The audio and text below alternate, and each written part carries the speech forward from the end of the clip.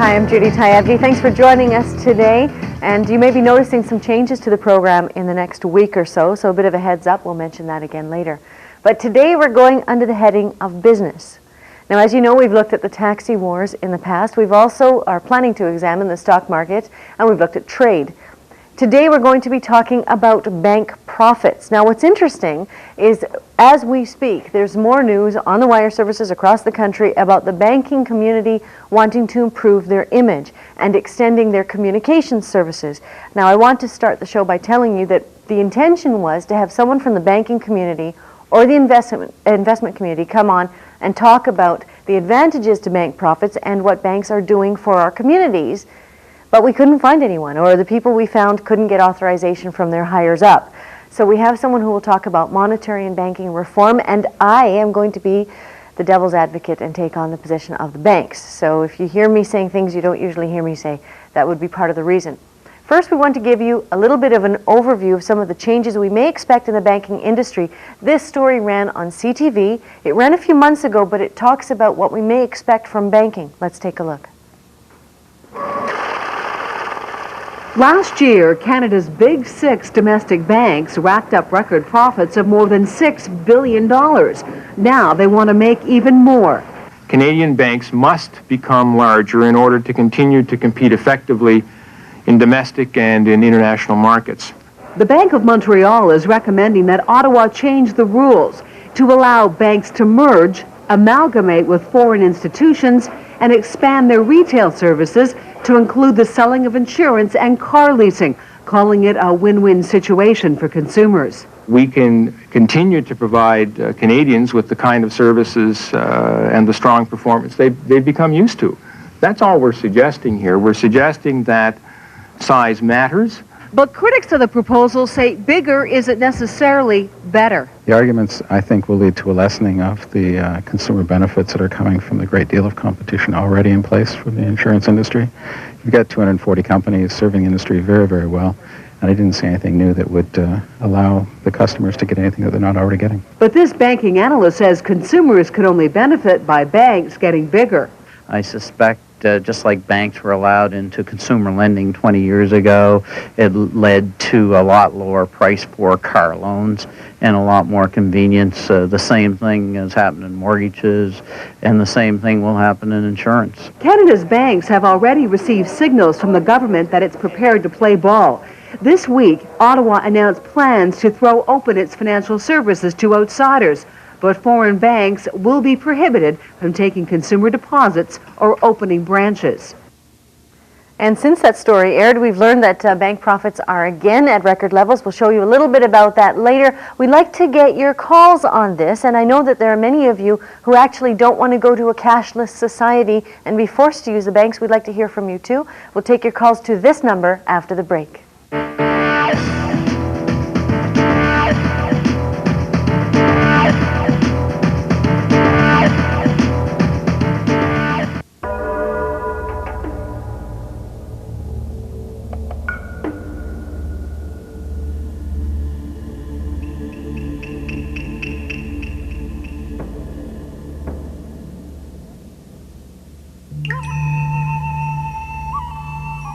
Doing what's expected is easy.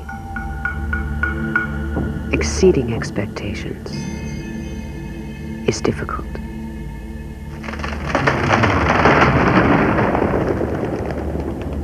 Which is why so few companies ever actually do it. Because it takes vision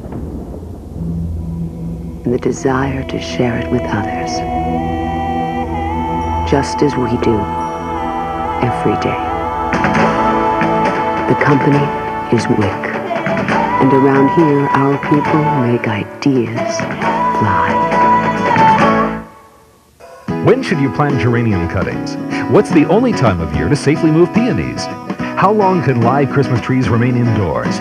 Get answers to these and other questions by ordering the Get Up and Grow Gardening Guide and Calendar for 1998. Gord Nickel, host of the Get Up and Grow TV show, has compiled over 360 useful tips to help novices and green thumbs alike succeed in the garden. All of this timely information has been combined with rich botanical illustrations to give you an invaluable resource.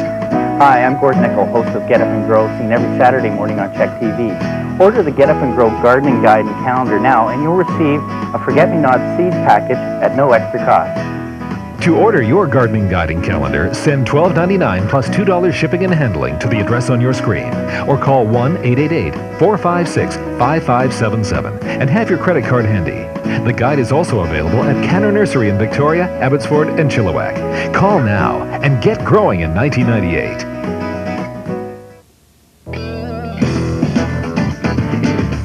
And banking is something that many of us wish would be done a little bit differently in this country because bank profits continue to go up. Is that reasonable in a global economy? Should the banks expand their ability to offer us services and enter the insurance sector? Now, what you may not be aware of is, and I certainly wasn't quite aware, there's a task force on the future of Canadian financial services sector that is underway right now by the federal government. We will provide you all kinds of little tidbits of information through the show, but that task force is reviewing what the bank should do. We have with us Brian Burchell. Thanks for joining us. Thank you very much. Now, we actually heard about you during the federal election because you were involved with the Canadian Action Party, and I knew you had an interest in this. I'm glad you could join us. How did you get to the point where you had an interest in what the banks are doing? Well, I became involved in politics about 4 or 5 years ago, and what I began to realize was that the problems in this country seem to have a root. The root problem seems to be the control of the money and the monetary system. So I've become interested in money and trying to learn about money. I don't claim to be an expert in the field. I'm learning, but I would like to share my knowledge with a lot more people. People need to question the control of money and the monetary system. Okay, and I need to ask you, what is your take on bank profits? I'm as offended by as I think your viewers are, a lot of your viewers. I would like to remind people that a huge portion of the bank's profits are paid by our federal government. Our government paid in the order of $6 billion to the banks last year as interest on our federal debt. So what you're seeing is bank profits, remember, is tied to our federal debt. Okay. And now I need to also, I mean, it's very difficult for me because I'm in a position where I have to actually try to speak on behalf of some of the financial institutions. But we've heard our federal finance minister, Paul Martin. His response is the more profits the banks make, the better the return to their shareholders because they're getting a 50% return or something. And so this is good for the Canadian economy. It builds stability in our economy. It attracts investment to Canada. What kind of response do you have for things like that? Well, it's nice to be concerned about the shareholders, but I think people should be concerned about the depositors of the bank. Remember that the depositors contribute about 95% to the capital base of the banks, whereas the shareholders contribute only about 5%. Why is there not more concern for the depositors?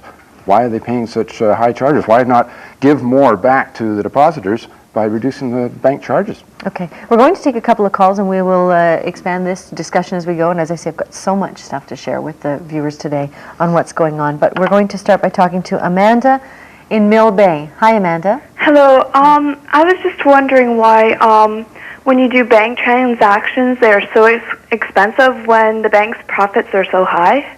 Right. Well, I think that's a good question. One thing I should add to this is that I believe that the CIBC is offering us an economist for later this month, and some of the questions we can't answer. We'll try to go off there. But to your knowledge, is there a review of those costs? Because I mean, it does add up to quite a bit of money. There is a review, I believe, underway with the task force that they're reviewing bank charges as well? Sorry, I don't know, but I presume hopefully somebody will raise the issue before that task force, yes. Right, and I do know that, I guess the short answer is that currently all our banks are regulated by the federal government, and they're acting within their regulations. That's certainly the way that they're currently set up. Let's talk to James now in Vancouver. Hi, James. Oh, sorry, James. Yeah, that's funny. Let's talk to Brian in Vancouver then. Hi, Brian. Hi, Judy. How are you? Fine, thanks. Go ahead. Great show. I just want to make one quick comment. When I first graduated out of university, I was hired by the Toronto Dominion Bank. I've seen jobs eliminated year in, year out, and yet bank profits go up. And it's time that the bank led the way in management and thinking that we have to create jobs for the young people. And I think those profits should be oriented more towards that. Okay, well, thank you for that. I know that many of the banks are trying to point to charitable contributions and the taxes paid, and we're going to show you what they paid into the community in the past. That sort of leads to the issue of accountability, though, the participation in the community. What are your comments about the current accountability of banks? Well, I think of the Canadian Coalition for, what is it called? The Canadian Community Reinvestment Coalition, and they would like to see a great deal more accountability. That's one of the things they're pushing for. They'd like to have the banks, let's say, to make the day-to-day workings of the banks more... like an audit or something. I've never heard of that, the Canadian Coalition for Reinvestment. Canadian Community Reinvestment Coalition. They would like to see the banks act a lot more responsibly toward the community. Okay, I've never heard of them. Hopefully we'll hear from them in the future. I'm going to share with you now a little bit of a background on the banks and on the profits. And as I say, we're trying very hard to be fair here, and hopefully we'll hear more from them at the end of the month. But the nation's top 6 banks made record profits again last year, totaling in at $7.4 billion. That is up 20% from 1996, and those profits are projected to increase another 10% in 1998. For shareholders, financial performance of the banks appears almost magical. Return on investment for CIBC shareholders last year was more than 44%. The Royal Bank return was more than 57%. Bank of Montreal stock returned 42%, Bank of Nova Scotia 41%, and 52% at the Toronto Dominion Bank. And at the 6th place, the National Bank shareholders had a return of 73%. And while many people complain the banks don't pay enough in taxes, they suggest they pay too much compared to other sectors. They pay 44% more than credit unions, 37% more than the manufacturing sector, 24% more than banks in Britain, and 19% more than U.S. banks.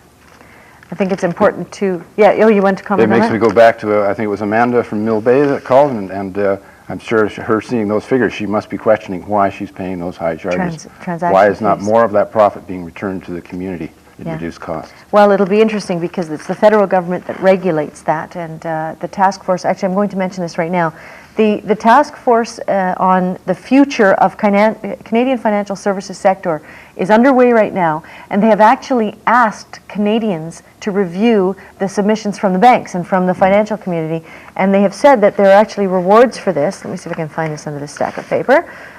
Notice of challenge. It just came out at Christmas, December 22nd, 97. The Task Force on the Future of Canadian Financial Services announced it's inviting members of the Canadian academic community, including retired faculty members, to review the submissions they've received before they redraw our regulations or recommend it.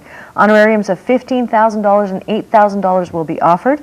They invite them to provide us with rigorous views about the accuracy, relevance, and balance of the information in the submissions. Now, this would not be exactly an easy job, but certainly something that everybody should be involved in.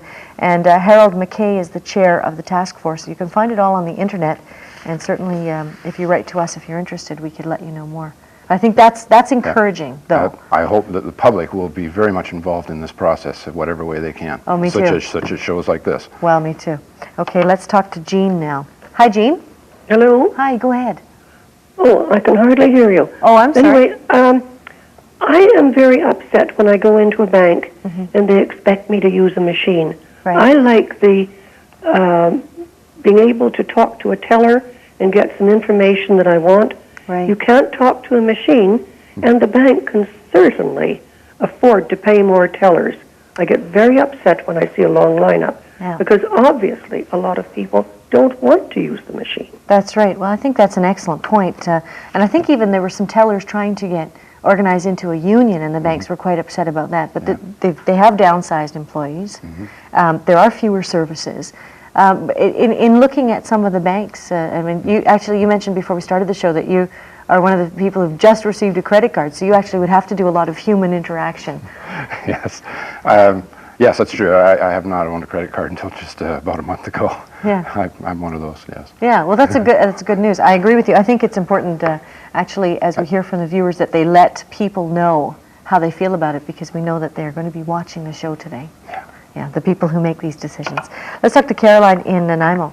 Hi, Caroline. Oh, hi, Judy. I have a couple points to bring out. I don't really necessarily agree with some of your callers or your guests. Okay. I want to point out that I'm an average, normal person. I'm not a millionaire or anything like that, but I do have an investment portfolio that I've worked for, and I do own bank stock. Okay. And these banks have done extremely well for myself and my investment portfolio and the returns that they have given me. However, on the flip side of that also is I also use banking services. And what I do, I guess I'm probably not my own best customer for the banks, but I use, I research these banks, the charges that they have, and I go for the least amount of charges that I can get. In other words, for instance, my checking account, I pay a minimum of $2.50 a month. Right. And I think that's quite low. So there are choices out there. These banks are not forcing people to have these high checking accounts, like these VIP services or whatever. Okay. So there is a choice out there. So I don't necessarily agree that the banks are forcing this down our, making us make these decisions. Okay. Well, thank you for that perspective. My comment to that would be that I don't blame the banks for making money at all. I do blame the federal government for some of the regulatory things. But what are your comments to that? I mean, she's made a lot of money off the banks. That's great, and I'm glad she did, because she needs it to be able to pay her higher taxes to help pay into the profits of the bank. It's a circle. People need to remember there's no coincidence between these record profits that we're seeing in the banks and the record debt that's happening in this country. Mm-hmm. They're tied together. The debt is caused by the interest that we're paying to the banks. Okay, I guess I should show them the chart that you brought in, actually. Let's see if we can get this. Now, this is what you see, the black line is accumulated debt. The source of this is the Bank of Canada. Can you see that now? And you see how it went along fairly steadily, and then it went up dramatically. Now, when it went up, that's our debt. And as you can see, it's at roughly $600 billion. It went up in about 74, and at that point, the Government of Canada stopped using the Bank of Canada as its lending agency, and it went to the chartered banks. This chart is referred to as the debt wall, is one reference to it. There seems to have been a policy change back in the mid-'70s that caused this sudden skyrocketing of the debt. Yeah. One policy appears to be that there was a reduction, as you stated, a reduction in the amount of debt that's held by the Bank of Canada, mm-hmm. and an increase in the amount of debt that's held by the private banks. The banks charge market rates of interest, and that compounds. Those higher interest rates that we're paying are starting to show up as this rapidly increasing federal debt. The compound debt. Compounding interest. Debt. Maybe if every Canadian were a shareholder, we could get our money back on our debts. And then just pay it back to the federal government anyway in taxes. It's kind of crazy. Anyway, we'll be back. We're taking more of your calls, and I'm trying really hard to take the bank's perspective, but we'll try to have someone from them later in the month. We'll be right back.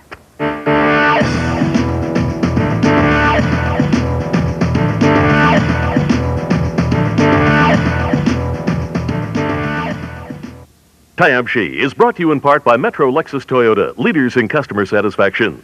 Tonight, I celebrate my love. An intimate song is a celebration of love. When I need you. Now get Touched by Love, a new 36-song collection of the most popular soft rock hits. Darling, if you want me to be closer to you, get closer to me.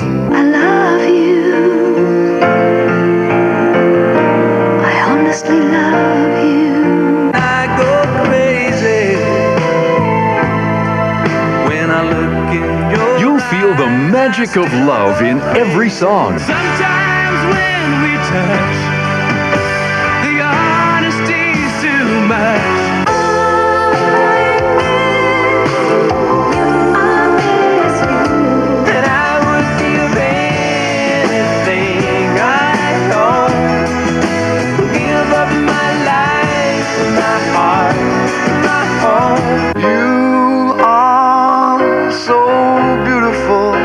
Touched by Love brings you 36 of the most romantic songs of our time. Turn the other way, baby. I'd love you to want me the way that I want you. But there's a warm wind blowing, the stars around, and I'd really love to see you tonight. Even the nights are better. Touched by Love is not sold in stores, so order now. And I will love you so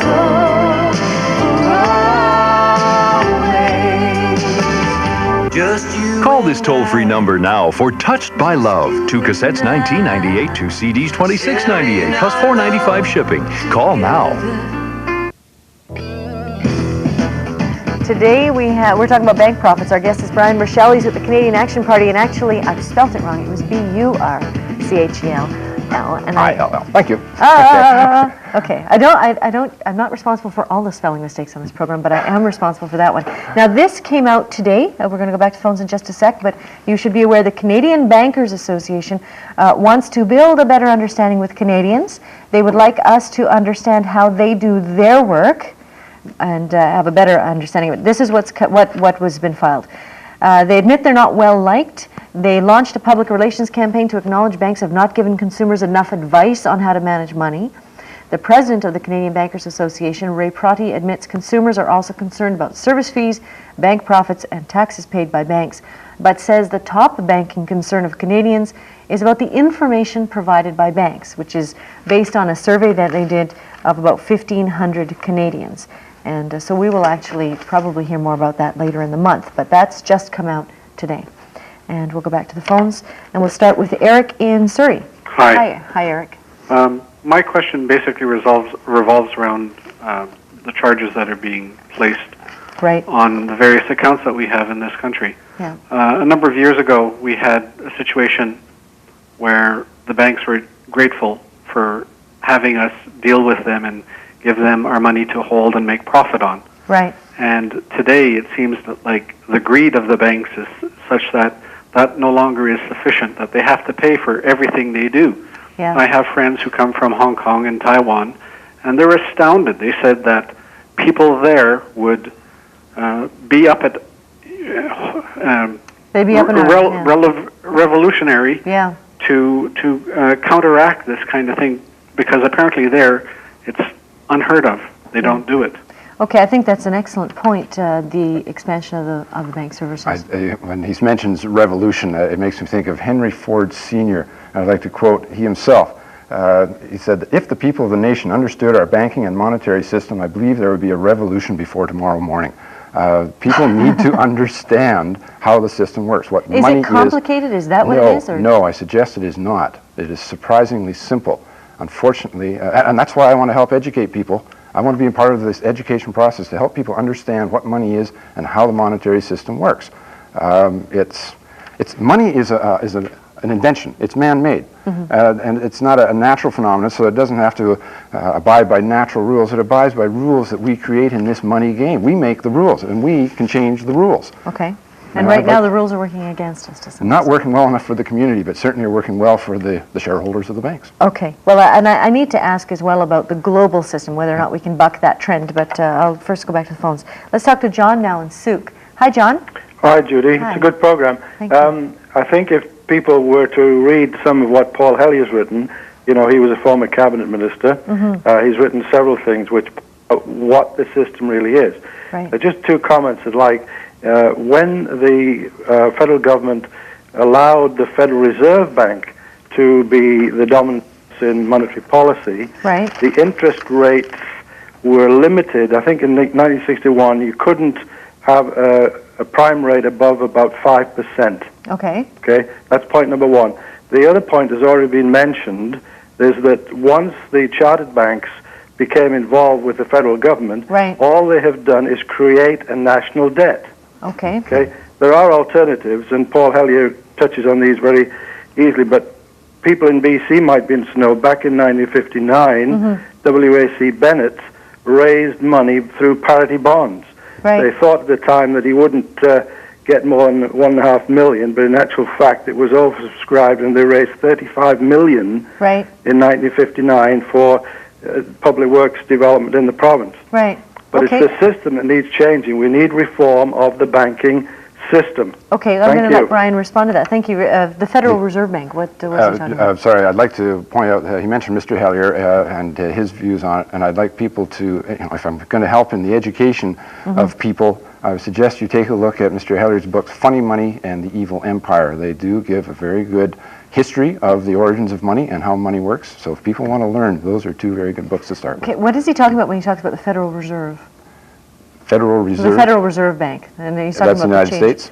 I guess. The Federal Reserve Bank is in the United States. That's when the change in monetary policy occurred, I guess, in the early 70s? In about the mid-70s, it appears, there was a change, and that change appears to be that they wanted to tackle inflation by playing with the interest rates, and that's what we saw was increasing interest rates to try to slow down the economy and to drive inflation back down. Okay, we're going to take a break in just a sec, but before we do that, now, given that we're in a global market and a global economy, is it reasonable to be trying to regulate our banks more stringently when everybody's saying that you have to deregulate to compete?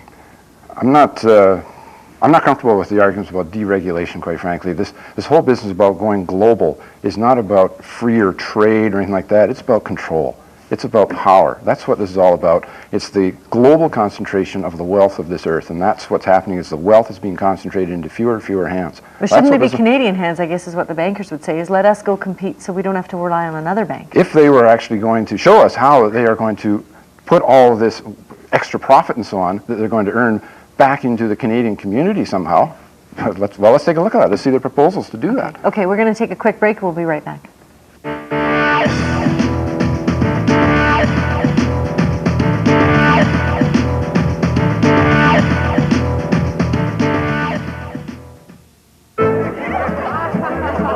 Until now, the problem with wireless phones is being heard clearly above the background.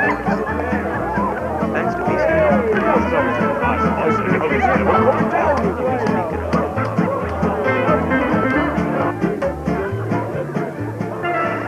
remove the background, and it all becomes amazingly clear.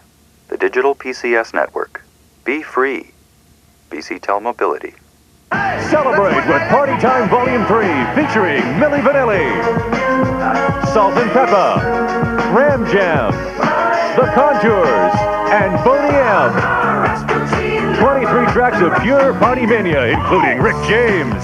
Over 75 minutes of explosive hits. It's the greatest collection of party hits ever. Pump it up at your next party with Party Time Volume 3.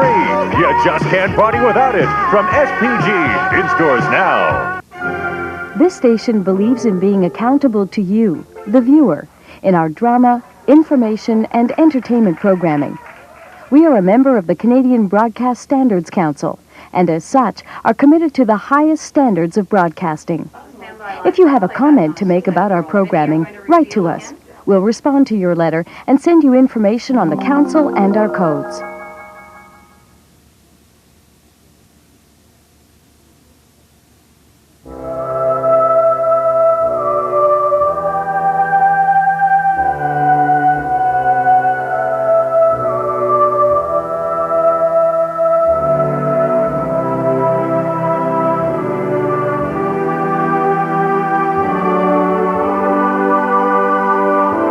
Landmines leave gaping holes in too many lives.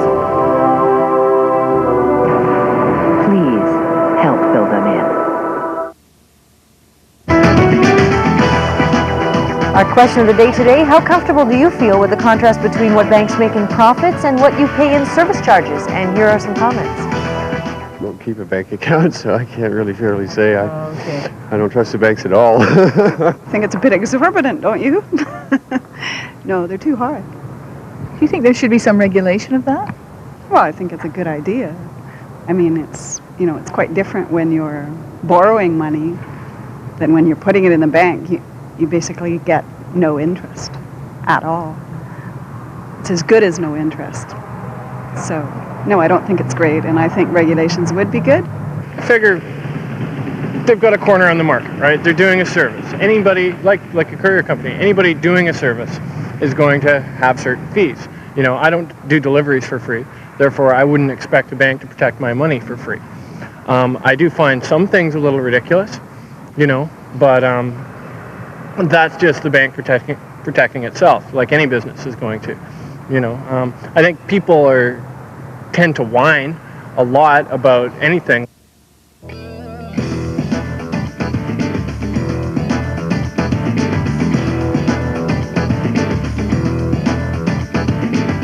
And we're going to go straight back to the phones and talk to some of you, see if we can get as many calls as possible. Let's start with Brad in Vancouver. Hello. Yes, hi Judy, how are you doing? Fine, thanks. Go ahead. Yes, I wanted to touch on your comment on globalization. Yeah. Yeah, a couple of years ago, I believe it was the Royal Bank. They're making headlines for reinvesting its huge profits in Mexico, conglomerating with Mexican banks. Right. Now, obviously, that was not reinvesting in Canada. They said it was a move to stay more globally competitive. Right. My question is, where is the banks reinvesting their profits today? Okay, well, that's a very good question. I'd like to comment on that. Will you comment, and I'll try and find some of the bank's comments on that. So go It's ahead. interesting that the banks are able to bail out countries like Mexico and now Korea, and yet the money is not there to help somebody in Canada who is having trouble paying their mortgage. How come their property is foreclosed, and yet they can renegotiate these huge deals with other countries, and yet they can't renegotiate enough deals in our own citizens? Well, I think it's a fair comment. It is kind of hard when BC's economy is in so much trouble to be working on bailing out the Asian economy, but they say that that's part of what they have to do. I can't find this right. I think it was about $6 billion. I better check it out. There's an amount that they gave to charities in Canada, and they claim that they've invested in communities, that they've done small business investment, and that they've also given donations to charities, that they actually are well, maybe if we can have greater disclosure of the activities of the banks, maybe we can believe them. Okay, well, that's an interesting comment. Let's talk to Elsie in White Rock. Hi, Elsie. Good afternoon. Hi, go ahead. In regards to the bank's profits, my concern would be that they're not giving enough responsibility to the community in regards to job creation. Okay. And one of the things that I was reading in a newspaper advertisement, that a teller who needs intensive computer training and interpersonal skills, high school graduation, of course, right, that they start off at work $8 an hour.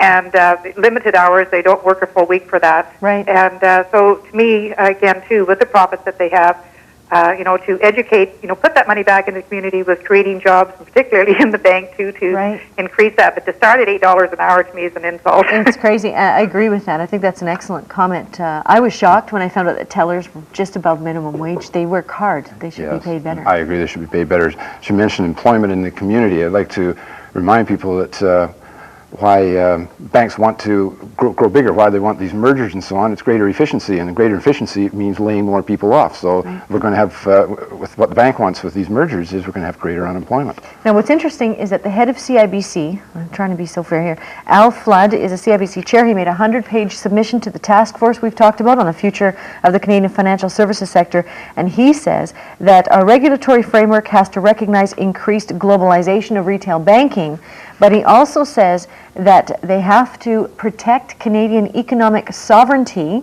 in changing the regulations so that they don't lose jobs. And he says that jobs supporting head office functions such as research, marketing, finance, and administration would be threatened in a branch plant financial services industry. So he's saying that Canadians' banks should be protected from the global economy but allowed to compete in our market with in the insurance sector and all the other retail sectors that they want. Greater I don't understand this comment there, because what they're pushing for, the banks, I understand it, are pushing, lobbying the task force to try to get rid of the 10% rule, to wipe out the limit of 10% foreign ownership of the banks. They want to have foreign ownership. They could have more foreign owners, but it would be their bank that would. Do your callers want to be dealing with foreign banks, foreign owners of banks? Yeah, well, that's a good question. I guess we'll have to hear from them. Let's talk to Ron, clearing his throat, in Richmond. Hi, Ron. Hi, Judy. Hi, go ahead.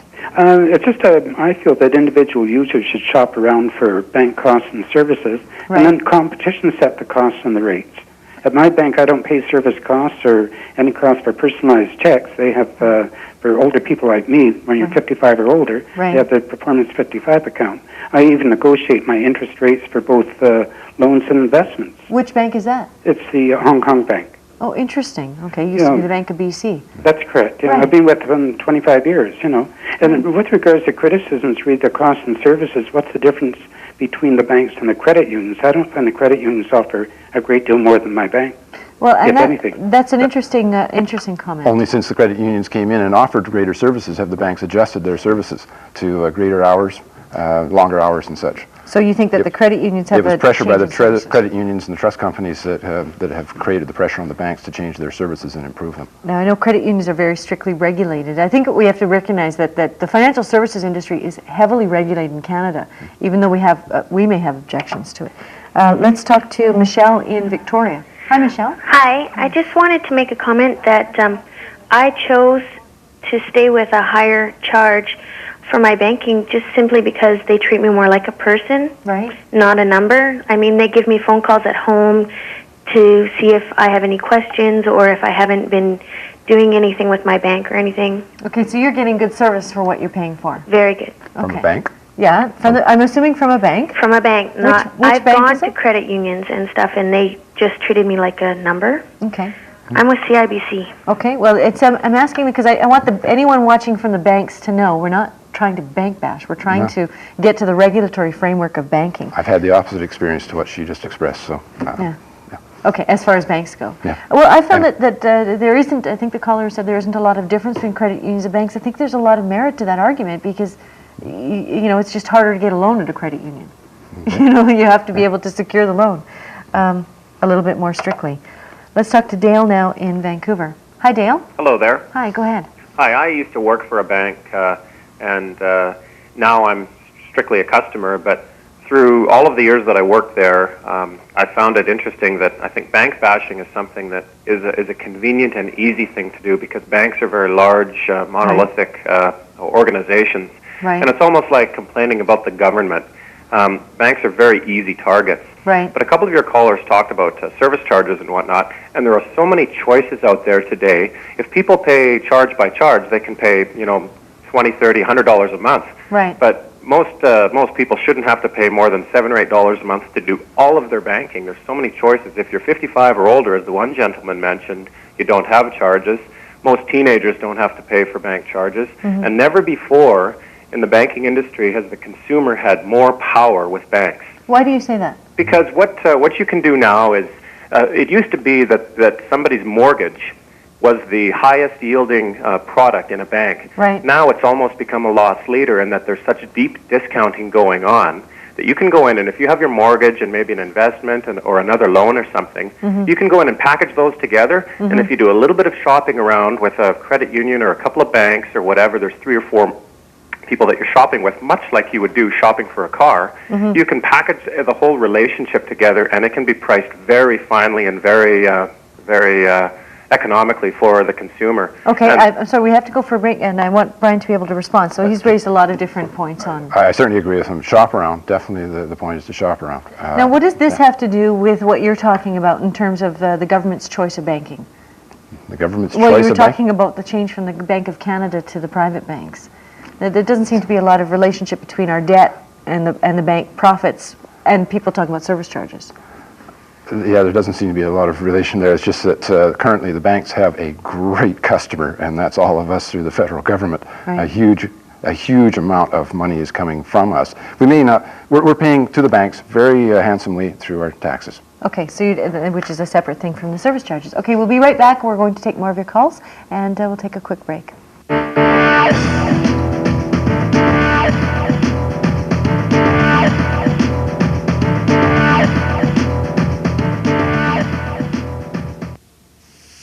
Inflammation of the joints, heart disease, kidney disease, facial rash, blood disorders. The list of symptoms is long and frightening. This disease can affect any organ or system in the body and can affect any man, woman, or child. There is no cure. Lupus. For more information, call 1-800-661-1468 or your local lupus association. I am very honored to talk about Canadian Special Olympics and what it means to me.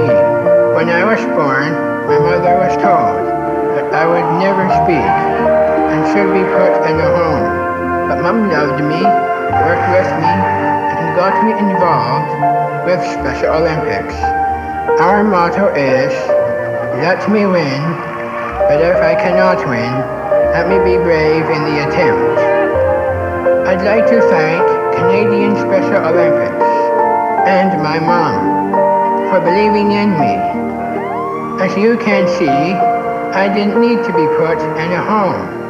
And as you can hear, I can talk. Thanks, Mom. Help Canadian Special Olympics help others. Call 1-888-654-9332. Imagine lacing up for the big one, putting on your game jersey, and stepping out onto the ice at GM Place. Now you can with Skate for Hope, a 12-hour team relay, Sunday, February the 8th at GM Place. Enjoy a great day of skating with loads of fun to raise funds for Giant Steps and the Canuck Foundation. Call to register or make a $25 donation and help needy kids across the Lower Mainland. So sharpen your skates and draft your team. You never know who you might bump into on the ice at GM Place.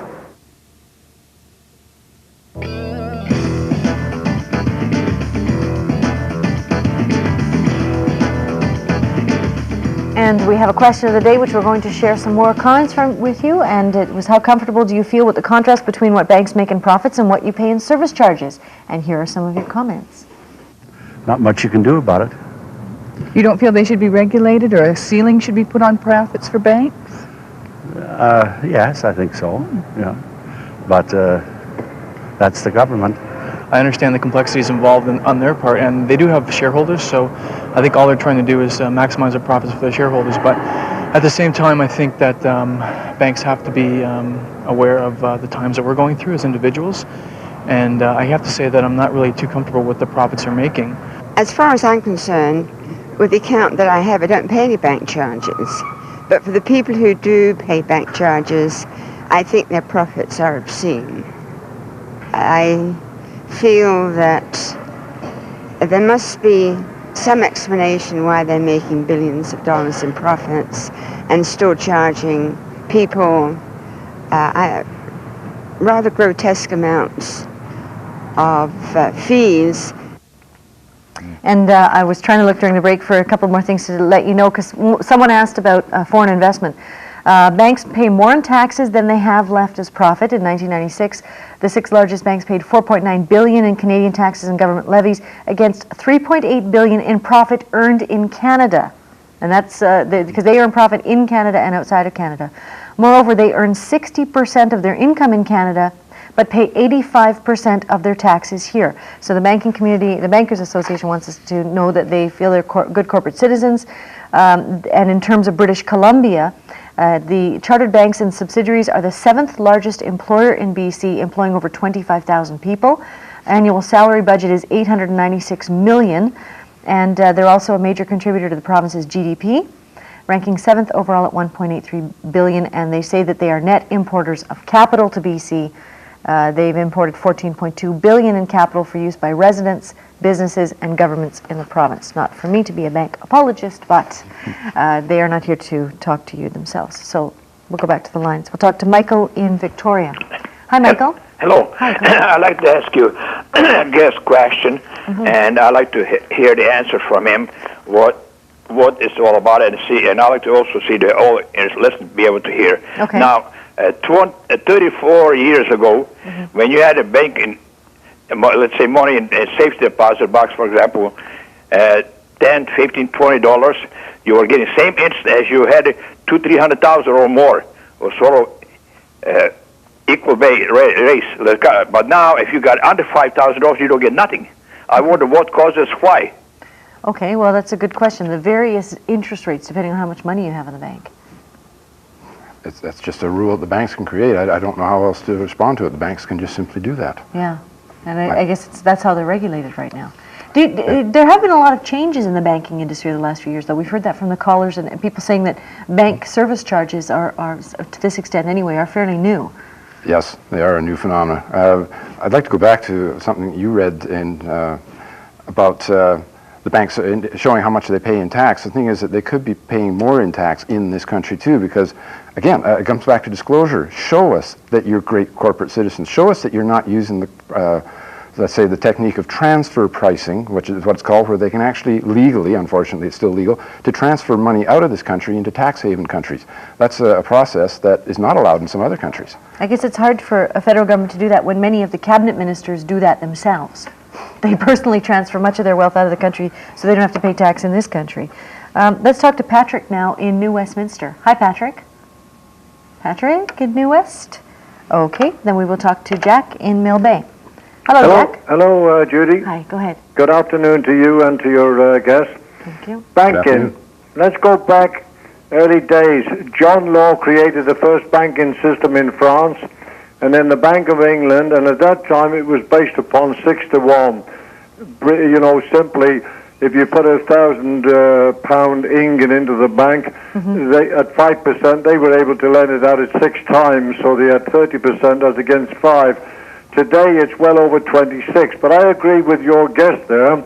The banks now have got a worldwide monopoly. It's all about control, all about power. The International Monetary Fund's controlled by them. The banks in Canada are associated and interlinked with every other bank in the world. And in addition to that, Judy, you have these credit card companies, whether it's the banks or the people associated with the banks.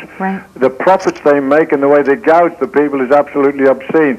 I listened to some of your comments there about the banks trying to be more friendly disposed. You know, you can do anything you like with figures if it seems to be in your interest. And I tell you this much, if I have a few $1,000s in the bank, I get 75 cents for it. One time I used to be paid an interest for putting the money in there. And, you know, it's all right to talk about the banks paying tax now.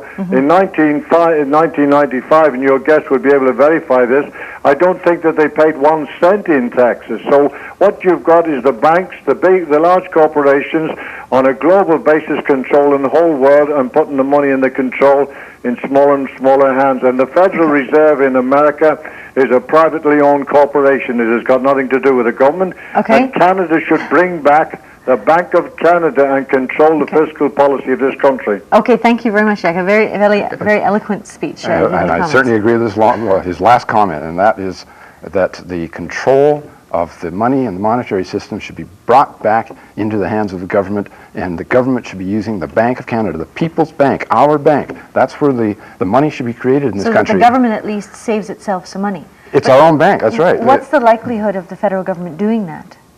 It depends on the will of the electorate. People have to get involved in this, understand how money works, and elect people in who will change the system back into the control of the federal government. Okay, we have to take a quick break. We'll take as many of your calls as we can in the next segment, and we're talking about bank profits.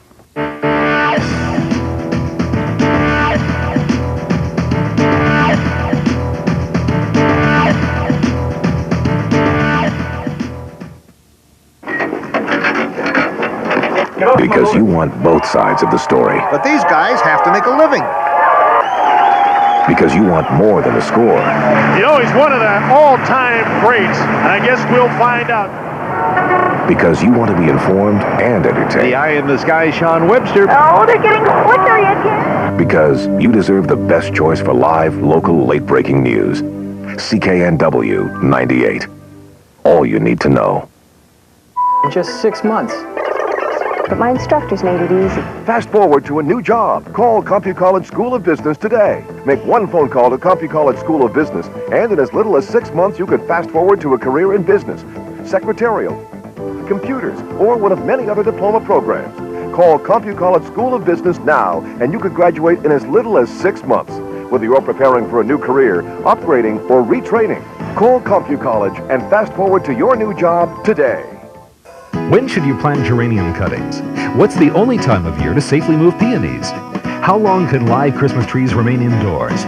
Get answers to these and other questions by ordering the Get Up and Grow Gardening Guide and Calendar for 1998. Gord Nickel, host of the Get Up and Grow TV show, has compiled over 360 useful tips to help novices and green thumbs alike succeed in the garden. All of this timely information has been combined with rich botanical illustrations to give you an invaluable resource. Hi, I'm Gord Nickel, host of Get Up and Grow, seen every Saturday morning on Check TV. Order the Get Up and Grow Gardening Guide and Calendar now, and you'll receive a Forget-Me-Not seed package at no extra cost. To order your gardening guide and calendar, send $12.99 plus $2 shipping and handling to the address on your screen, or call 1-888-456-5577 and have your credit card handy. The guide is also available at Canner Nursery in Victoria, Abbotsford, and Chilliwack. Call now and get growing in 1998.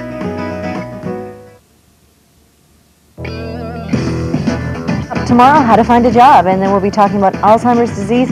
And next week, ocean issues with someone who's chairing a committee on fisheries and oceans, and then the MAI with Maud Barlow. I believe she'll be coming in, I think it's next week, could be the week after, but we'll let you know more about that later.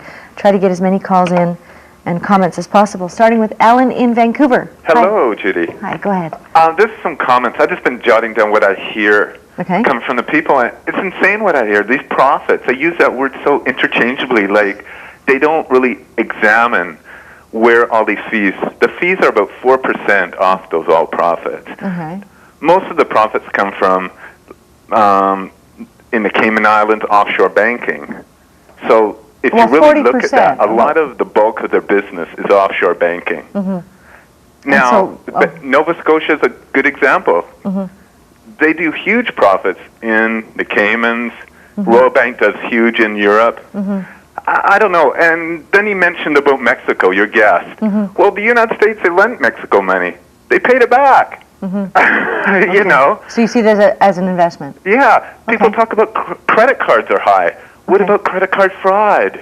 Okay. Well, sorry, I have to get as many calls in as possible. I think there's some good comments that he made there. We'll let you comment later.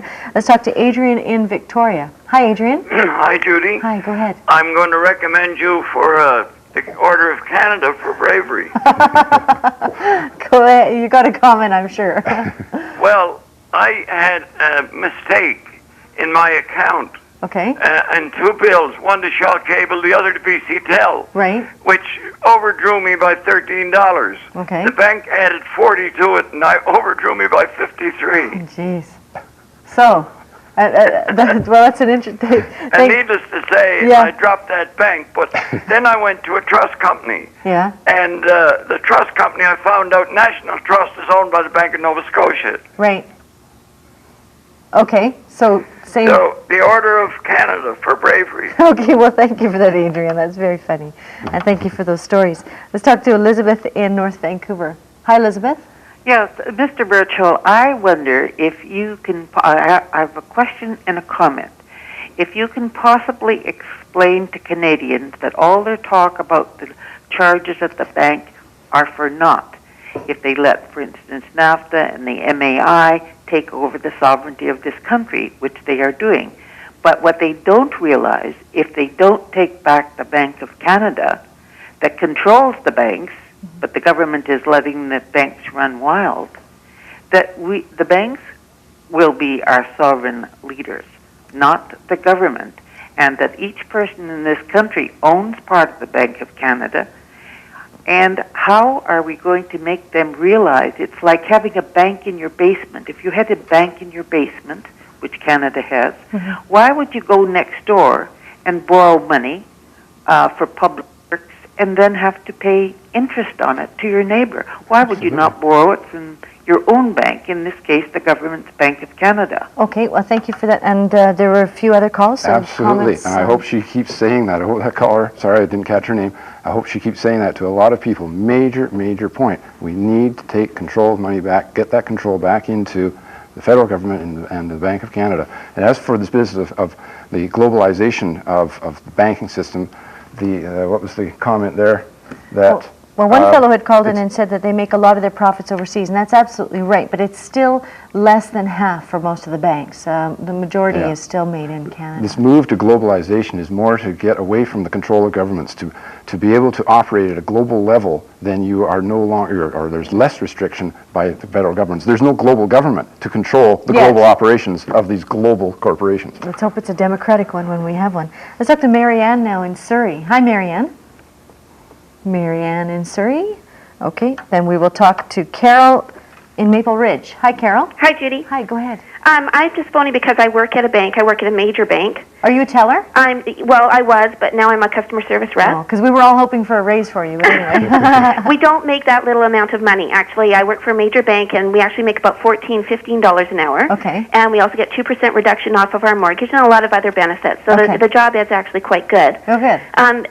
The concern that I have is that everybody they've got a problem with how much money the banks do make.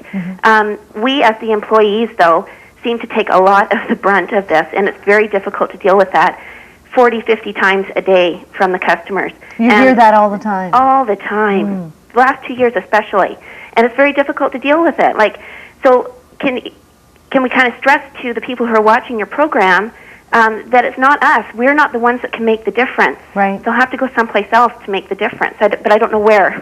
Well, thank you very much for that call. I think that's a very wise complain to the management of the bank, but also write and make points to the task force that's reviewing the banking system in this country. Okay, I think I have Chris and Courtney here. Is that Chris and Courtney? Hello, how are you? Hi, go ahead. Your last call. I just wanted to say that anybody that has a complaint about the bank making such a good profit, right, should take the time to invest some money in the banks, then they could participate in the profit as well. What if we don't have the money to invest? Well, it seems like a lot of the public that complain about it have money for cigarettes and beer and that sort of thing. Oh, then they stand around and complain about it. If they took a bit of that money and invested it, then they'd be participating. Okay, well, thank you, Chris. I think there's some wisdom in that. I don't invest in cigarettes and beer, and I can't afford to invest in the banks. But He's got a bit of a point where it probably sounds like we're bank bashing. My concern is about the system. There's a system here. Ever since the Bank of Canada was created in 1934 and then nationalized in 1938, the private banks have been relentlessly trying to wear down the Bank Act and try to move more of the rules into their playing field. And in order to do that, how can they do that? One thing they do is they make major contributions to the political parties. They're buying influence, and that's another problem, is the system has a problem, and that is that our election process is flawed. There is far too much influence with money to buy your way into these processes like the task force and so on. Okay. The system has a problem. Well, I thank you for joining us, and we scratched the surface on this. Yes, we did. Okay, we'll be right back after a break.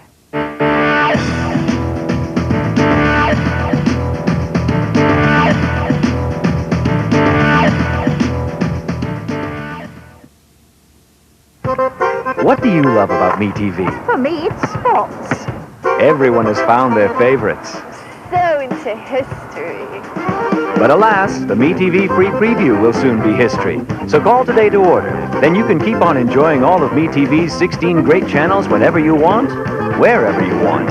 For me, it's comedy. Call 1-888-ROGERS-1 to get MeTV for as little as $5.99 a month. You could even win 50 grand. Be sure to order before the preview ends. Walk into the 1998 Pacific International Auto and Light Truck Show, and you could drive home a winner in a brand new 98 Honda Accord Coupe V6, valued at over $36,000. To enter, fill in the ballot in the Vancouver Sun, or drop by the BCTV display at the show.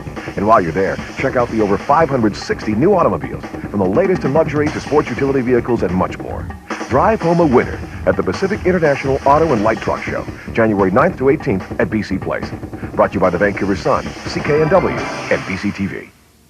Lansdowne GMC presents the Motor Spectacular in association with Money Mart. One giant show at BC Place Stadium, January 31st. Super value seats only $13. See the Monster Truck Challenge. You've seen them on TNN. Now see them in person. TV stars Big Force, High Anxiety, Shredder, Obsession, Big W4, and Airborne Ranger. The best of the big boys. Plus truck and tractor pulling, pro arena truck racing, demolition derby, roll-over contest, and the Triple Decker Truck Crash. Super value seats only $13. Come early, meet the drivers. Tickets at Ticketmaster. BC Place Stadium, January 31st. It's Motor Madness. Celebrate with Party Time Volume 3, featuring Milli Vanilli, Salt and Pepper, Ram Jam, The Contours, and Boney M.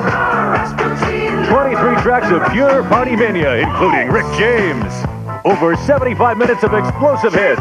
It's the greatest collection of party hits ever. Pump it up at your next party with Party Time Volume 3.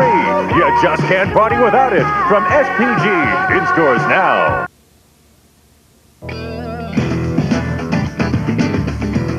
Although the government keeps telling us that unemployment is going down, it's still very difficult to find a job, and many, many people are looking. We're going to be talking about some of the tips for job hunting tomorrow. And I think it's obvious that all of us want to make sure that the Canadian banking industry is healthy. As we enter a global economy, we want to make sure Canada is not left behind. But at the same time, there are glaring vacancies in terms of the regulation of the banking sector. There should be some reform, and it should be user-friendly.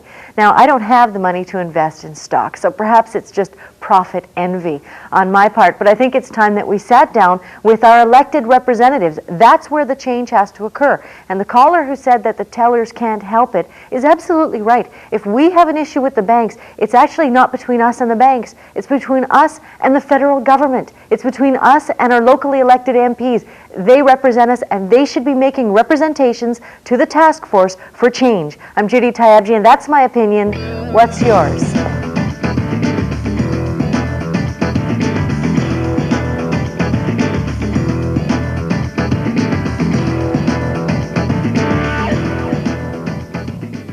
It's here, where you just can't relax.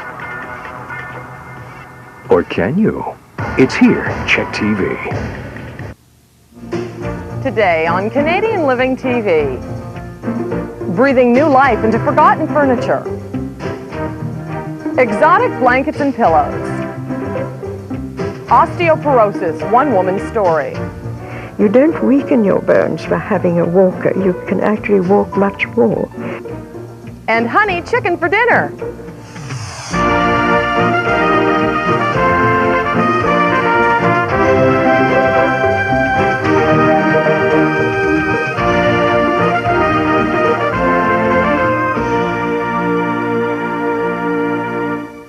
Hi, welcome to Canadian Living TV. I'm Samantha Houston. Paid a visit to your basement, attic, spare room, or garage lately? Take a peek under that old blanket and be honest. Will you ever use that furniture again? Get rid of